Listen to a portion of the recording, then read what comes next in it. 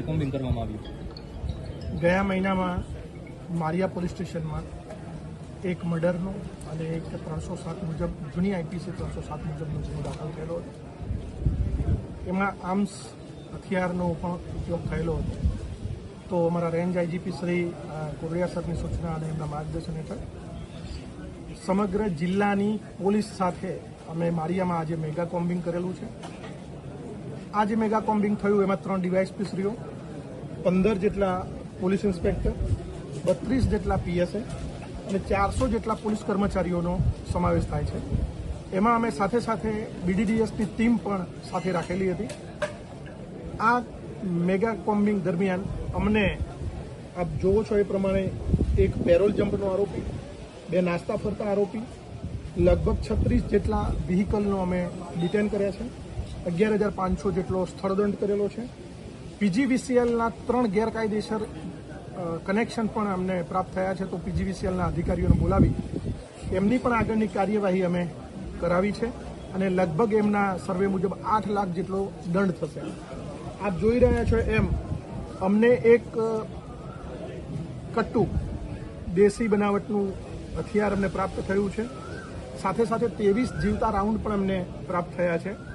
3 જેટલી એરગન છે, બીજા ભાલા, નાના મોટા ચપ્પા, તલવાર, ધોકા અને અન્ય એક સોનાના બિસ્કિટ, ડુપ્લિકેટ સોનાના બિસ્કિટ લેવી એની આગળની પૂછપરછ અમે કરીશું કે આનાથી કોઈ આવી જ રીતે સોનાના બિસ્કિટ કોઈ ગેરકાયદેસર રીતે ચીટિંગ કરેલું છે કે કેમ, તો એ આગળની કાયદેસરની કાર્યવાહી કરવામાં આવશે। ટોટલ કેટલા હથિયારો જે છે એ હથિયારની અમારી અત્યારે કામગીરી ચાલે છે। અમે લગભગ 3:30થી માંડી અને 6:30 સુધીનું કોમ્બિંગ, 6 વાગ્યા સુધીનું કોમ્બિંગ સતત કરેલું, ફૂડ પેટ્રોલિંગ પણ કરેલું છે। આગામી જે તહેવાર આવે છે રથયાત્રા, એ અનુસંધાનમાં પણ અમે ફૂડ પેટ્રોલિંગ કરેલું છે। તો એ આગળની જે કાયદેસરની કાર્યવાહી છે એ અમે ગુનો દાખલ કરીને પછી આપણે પ્રથમ વખત હશે મળીમાં આવી છે। મારી ધારણા મુજબ આ મેગા કોમ્બિંગ આ પ્રકારે છે। સાથે સાથે બીજા અન્ય 3 ગામમાં પણ અમે 1 પીઆઈ, 2 પીએસઆઈ અને 30 જેટલા પોલીસ કર્મચારીઓ સાથે, અને ત્યાં પણ 3 ગામનું એક સુપરવિઝન ડીવાયએસપી શ્રીએ કરેલું છે। તો ત્યાંથી પણ અમને આ અલગ અલગ કામગીરી અમે કરેલી છે। આવી જ રીતે જિલ્લામાં અન્ય વિસ્તારોમાં આવી રીતે કોમ્બિંગ કરવામાં આવશે। ભવિષ્યમાં જે રથયાત્રા આવી રહી છે એના અનુસંધાનમાં પણ અમે ભવિષ્યમાં કામગીરી કરીશું। ઇન્ડિયામાં છાસવારે આવા ગુના બનતા હોય છે અને વેર લેવાની વૃત્તિ એ લોકોની વર્ષોથી હોય જ છે।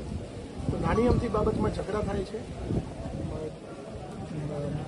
મૃત્યુનો એટલે ખૂન નિપજાવવાનો પ્રયત્ન સાથે સાથે મર્ડર પણ થાય છે। તો ભવિષ્યમાં અમારે મર્ડર ન થાય એવી અમે લોકો જોડે અપેક્ષા રાખીએ છીએ। આજે સાથે સાથે અમે જે ટીમો બનાવી છે એમાં 68 જેટલા આરોપીઓ અગાઉ જે આર્મ્સમાં પકડાયેલા હોય, સાથે સાથે બીજા મારા શરીર સંબંધી ગુનાના આરોપીઓ હોય એમને પણ ઘરે જઈને રૂબરૂ ચેક કરેલા છે।